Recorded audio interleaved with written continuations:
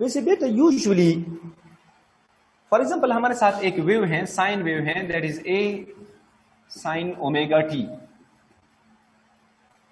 और दूसरा मेरे साथ एक वेव है y2 is equal to a sine omega T plus five. इन दोनों का एम्पलीट्यूड सेम है, दोनों की फ्रीक्वेंसी सेम है, लेकिन यहां पे फाइव है, यहां पे कुछ नहीं है, इसमें फेज का फर्क है। तो ये क्या, कौन सा फिनोमेना एग्जीक्यूट करेगा, इंटरफेरेंस करेगा? बताया था मैंने, फ्रीक्वेंसी में फर्क होगा तो फिर बीट करेगा, अपोजिट डायरेक्शन में होगा तो फिर क्या करेगा? शाबाश, स्टेशनरी या स्टैंडिंग वेव। ये जो दो वेव्स हैं, अगर मैं कहता हूं बेटा if five is equal to what, शाबाश, if five is equal to we can say 0 degree, तो फिर ये कौन सा इंटरफेरेंस करेगा? कंस्ट्रक्टिव इंटरफेरेंस करेगा। और जो रिजल्टेंट एम्पलीट्यूड है वो क्या बनेगा? ए प्लस ए से क्या बनेगा? 2a बनेगा कि नहीं बनेगा? यानी एक वेव ऐसा था, इसका एम्पलीट्यूड क्या है? ए है, दूसरा भी इसके ऊपर ए इस तरह गया, तो क्या बनेगा रिजल्टेंट? शाबाश, क्या वो 2a नहीं होगा बेटा? होगा ना, क्रिस क्रिस के ऊपर गिरेगा, ट्रप के ऊपर गिरेगा। ये तो आसान है बेटा, केस नंबर 1। अगर आपसे मैं ऐसा सवाल पूछूं कि if theta is equal to five is equal to 180, तो फिर ये क्या करेगा? काज 180 यहां पे तो क्रिस ट्रप के ऊपर गिरेगा, तो फिर रिजल्टेंट एम्पलीट्यूड कितना होगा? वो 0 बनेगा कि नहीं बनेगा? रिजल्टेंट एम्पलीट्यूड ने क्या होना है? 0 होना है। क्लियर है? यानी अभी डिस्ट्रक्टिव इंटरफेरेंस हो जाएगा। अच्छा, अब अगर यहां पे ये तो है आसान, 0 डिग्री है तो डबल हो जाएगा, और अगर 180 डिग्री है तो क्या होगा? एम्पलीट्यूड एक दूसरे के साथ कैंसिल हो जाएगा। फॉर एग्जाम्पल आपको मैं यहां पे एक इस तरह क्वेश्चन देना चाहता हूं, y1 is equal to we can say 3a sign omega T, क्या है शाबाश? 3a sign omega T.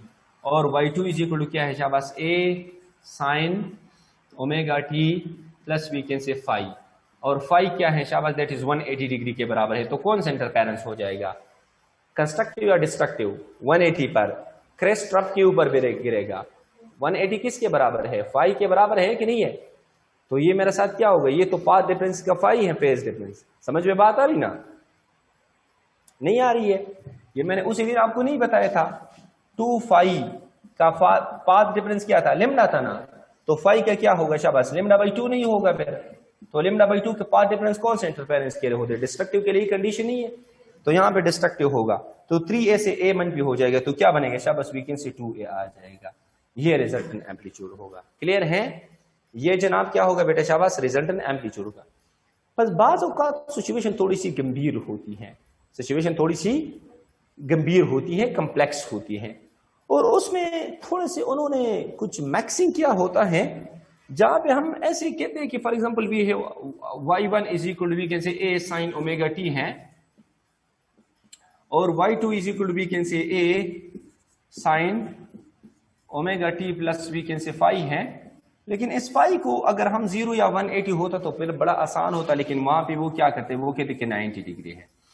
अब ना पेवर कंस्ट्रक्टिव इंटरफेरेंस होगा, ना पेवर डिस्ट्रक्टिव इंटरफेरेंस होगा, यानी इसके बीच में होगा, इसके बीच में होगा। तो फिर ऐसे के लिए हमें क्या करना होगा? अगर वो 0 होता तो 2a आता, अगर 180 होता तो फिर बिल्कुल 0 आता। अभी 90 डिग्री है। फिर इसके लिए वही रूल है जिसको हम पैरेललोग्राम लॉ कहते हैं, उसको आपने इस्तेमाल करना है, पैरेललोग्राम लॉ। और पैरेललोग्राम लॉ क्या है कि रिजल्टेंट एम्पलीट्यूड, वही चीज आपने करना है। दैट इज वी कैन से हमारे साथ असल में रिजल्टेंट को हम कैसे मालूम करते थे पैरेललोग्राम में? आर रिजल्टेंट को हम जब दो वेक्टर्स गिवन थे तो हम कहते थे a का स्क्वायर लीजिए, फिर हम b का स्क्वायर लेते थे, फिर हम 2ab cos थीटा लेते थे, और साथ में हम क्या लेते थे? शाबाश, we can say square root लेते थे। ऐसे हम लेते थे। अब रिजल्टेंट एम्पलीट्यूड क्या होगा? यहाँ पे रिजल्टेंट एम्पलीट्यूड ऐसा होगा, जरा मुझे बताइए शाबाश। ए का एम्पलीट्यूड क्या है बेटा? ए स्क्वायर है। बी का क्या है शाबाश? वो भी ए स्क्वायर है। और यहां से क्या बनेगा? 2ab cos 90 किसके बराबर है? 0 के बराबर है। यहां से यहां तक सब कुछ क्या हो जाएगा? 0 हो जाएगा। ए स्क्वायर जमा ए स्क्वायर से क्या बनेगा? 2a स्क्वायर बन जाएगा। तो यहाँ पे a अंडर द रूट 2 आएगा। This is the resultant amplitude. समझ में बात आ रही? अच्छा, जरा एंगल को 0 डिग्री मान ले। यहाँ पे का 0 इज इक्वल टू क्या बनेगा? यहाँ पे जरा देखो, का 1, तो यहाँ पे a इंटू ए स्क्वायर बन जाएगा। तो 2a स्क्वायर जमा 2a square 4a square 4 square 2a हो जाएगा। तो वो तो मैंने आपको बता दिया ना करेंगे। अच्छा, अगर 180 होता, cos 180 किसके बराबर है? -1 के, तो 2a² - 2a² कैंसिल, तो एम्पलीट्यूड रिजल्टेंट के क्या बन जाते? 0 बन जाते।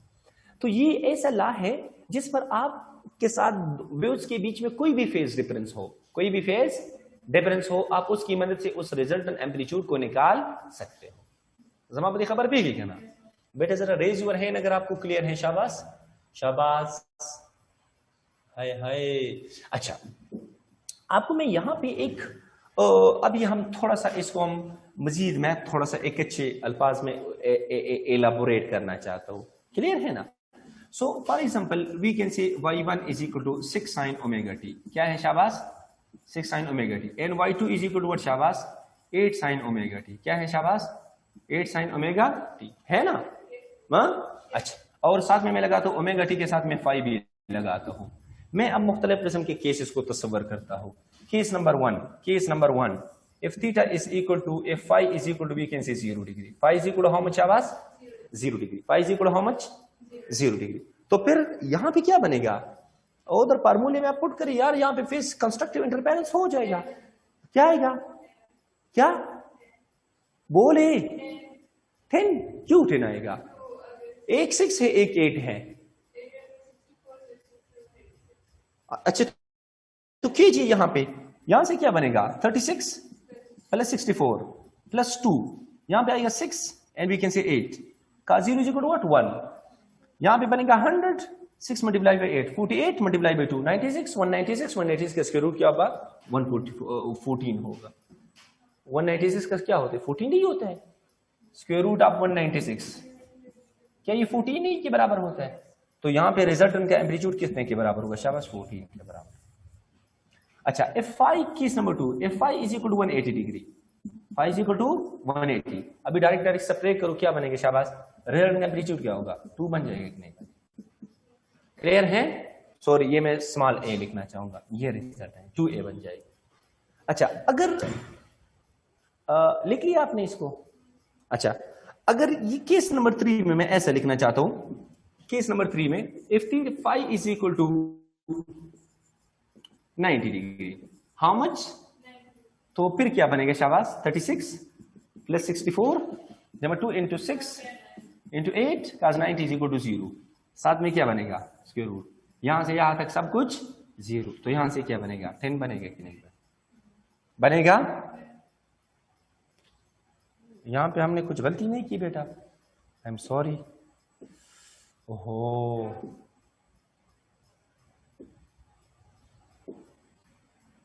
ये 2 बन जाएगा ना? 2a नहीं होगा, 2 होगा, तो 8 - 6 कीजिए ना, 180 होगा ना? क्लियर है ना? तो ये 2 हो जाएगा, 180 पे डिस्ट्रक्टिव इंटरफेरेंस हो जाएगा। अच्छा, अब थोड़ा सा आगे की तरफ जाते हैं। ओके, यहां से क्या बनेगा? शाबाश, एम्पलीट्यूड क्या बन जाएगा? वो 10 हो जाएगा। अच्छा, केस नंबर 4 में जब हम इस एंगल को क्या मान लेते हैं? 60 डिग्री मान लेते हैं। कितना मान लेते हैं? शाबाश, if phi is equal to 60 degree, तो फिर हम क्या करेंगे? शाबाश, वही चीज इस्तेमाल करेंगे यहां से लेकर यहां तक। अब यहां पे आ जाओ, शाबाश, a स्क्वायर, ये तो बन जाएगा 100, तो बन जाएगा यार, ये क्या बन जाएगा? शाबाश, 100। यहां से लेकर यहां तक ये चीज तो होगा। अच्छा, अब फिर यहां पे क्या बनेगा? शाबाश, 2 इंटू वी कैन से 6 इंटू वी कैन से 8 हो जाएगा। cos 60 किसके बराबर है? cos 60 sin 30, और sin 30 किसके बराबर है? 1/2 के बराबर है, तो ये इसके साथ कैंसिल। 6 मल्टीप्लाई बाई 8 से क्या बनेगा? 48, तो यहां से जवाब आएगा स्क्वायर रूट ऑफ 148 बन जाएगा। क्या बनेगा? शाबाश, 148। ये रिजल्टेंट एम्पलीट्यूड होगा। Last but not the least one, 5th number पे मैं अगर एंगल केस नंबर 5 में if phi is equal to we can say 120, शाबाश, phi इज हाउ मच? शाबाश, 120। तो यहां पे जरा आप फिर से बताइए, यहां पे बनेगा 36 प्लस वी कैन से 64 प्लस 2 इंटू वी कैन से 6 इंटू वी कैन से 8 बन जाएगा। यहां से क्या बनेगा? -1/2 बन जाएगा कि नहीं बन जाएगा? 2 के साथ कैंसिल, यहां से क्या बनेगा? 100, यहां से बनेगा 48, तो यहां से क्या बनेगा? स्क्वायर रूट ऑफ 52 बन जाएगा। क्लियर है बेटा? बेटा अगर यहां तक आपको क्लियर है, जरा रेज यूर हैंड। शाबाश बेटा, शाबाश, गुड।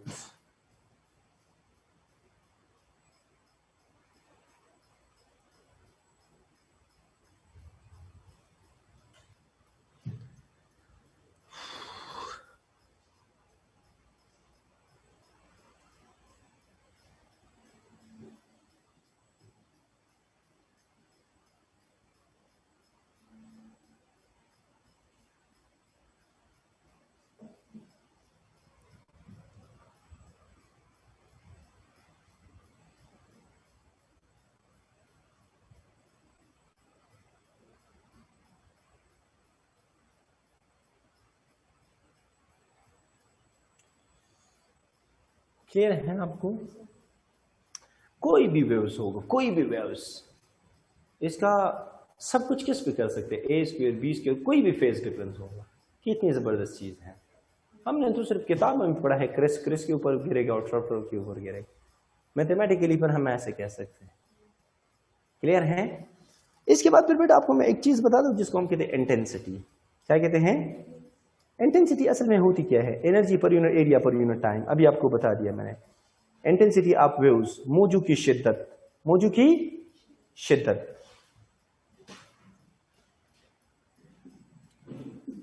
इंटेंसिटी से मुराद ये है energy per unit area per unit of time.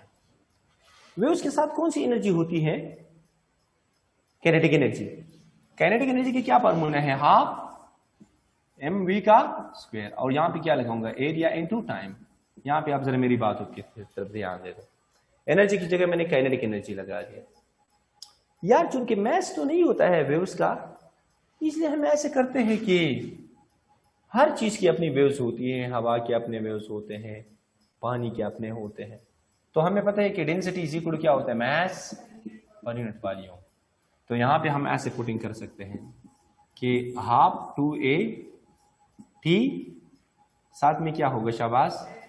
Density. Volume को हम ऐसे लिखते हैं a इंटू एल, और v स्क्वायर को हम कैसे लिख सकते हैं वो आपको मैं बताता हूं। इसके साथ कैंसिल हो गया ना। यहां पे हम ऐसे लिखते हैं हाफ रो, ठीक है ना। लेंथ पर यूनिट टाइम इसका शाबाश स्पीड होते ना। लेंथ यहां पे देखो जरा, लेंथ पर यूनिट टाइम इसका स्पीड। और इस v स्क्वायर को हम कैसे लगा सकते हैं? इसको जरा ओपन करते हैं शाबाश। That is we can say r square into we can say omega का स्क्वायर, ठीक है ना। अच्छा, तो यहां से मेरे साथ क्या बन जाएगा शाबाश? Half rho into V R square, और इसकी जगह दोबारा ओपन करो। ओमेगा किसके बराबर है? 2πf के बराबर है। तो इसका जरा स्क्वायर लीजिए तो क्या बनेगा? 4π square into we can say F का स्क्वायर। बेटा आर तो असल में रेडियस ऑफ सर्कल है, लेकिन अगर आप वेव को देखें ना, वेव ऐसे जाता है ये, तो ये असल में इसका क्या रिप्रेजेंट करता है? वेव का वो एम्पलीट्यूड रिप्रेजेंट करता है।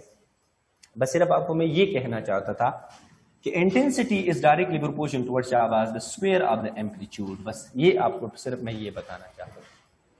Intensity is directly proportional towards the square of their amplitude. What does it mean बेटा? आप पहले इसको नोट कीजिए, फिर आपको मैं इस यहां पे कुछ बातें बताना चाहता हूं। बहुत वो रमजम के बारिश स्टार्ट नहीं हो गई? हाँ जी, शाम से स्टार्ट है।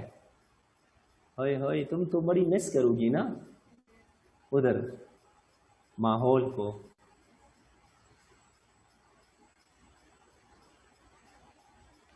ये भीगी भीगी में बहुत मजा आता है ना, बंदा थोड़ा सा भीगा हो जाए ना। वो बालकोनी में खड़ा होके थोड़ा सा चाय का कप होता है, हाँ, ऐसे एंजॉय करते हैं, साथ में कोई और भी, मतलब अम्मी अबू की बात करते हैं, आपके लिए बिल्कुल नहीं। साथ में कोई यहां से इसको पकड़े ना इस तरह से। सो ये बड़ा मकबूल तरीन एमसीक्यूज है कि intensity I1 divided by I2 is direct is equal to A1 का डिवाइड बाई A2 का square in the whole square. कहते हैं ना, कहते हैं कि दो वेव्स हैं, ठीक है ना, कहते हैं कि दो वेव्स हैं। इसकी रेशो क्या है शाबाश? इसकी रेशो ऑफ एम्पलीट्यूड 3 रेशो क्या है शाबाश? 9 है। क्या है? What is the ratio of their intensity? 3 का स्क्वायर लीजिए, 9 का भी स्क्वायर, तो ये क्या बनेगा? ये बन जाएगा 9, और ये क्या बन जाएगा? तो क्या बन जाएगा? 1/। क्लियर है ना? अच्छा, जरा इस दोनों साइड पर स्क्वायर रूट लीजिए शाबाश। The ratio of the amplitude must be equal to the ratio of the square root of their intensity. कई बार मैंने अपने इस गुनाहगार आंखों से देखा है जो ऐसे सवाल आते हैं कि the ratio of the intensities of the two waves is ऐसे, I1 by I2 is equal to 5 ratio, we can say 25. What is the ratio of their amplitude?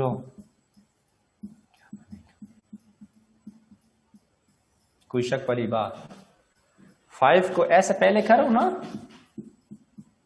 तो क्या बचेगा? 1 और 5 ही बचेगा। समझ में बात आ रही? क्यों नहीं?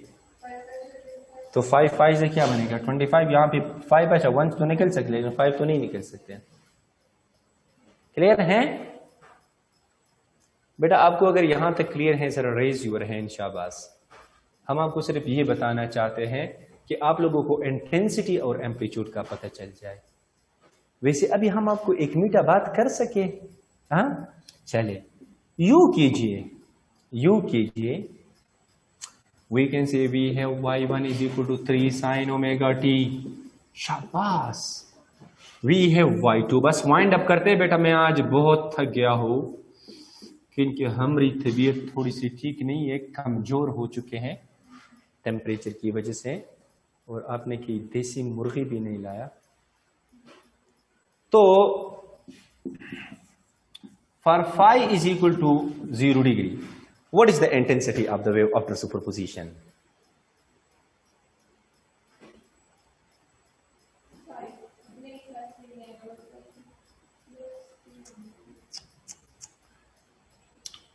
पहले मुझे एक बात बताओ, इसका एम्पलीट्यूड कितना बनेगा इस एंगल पर?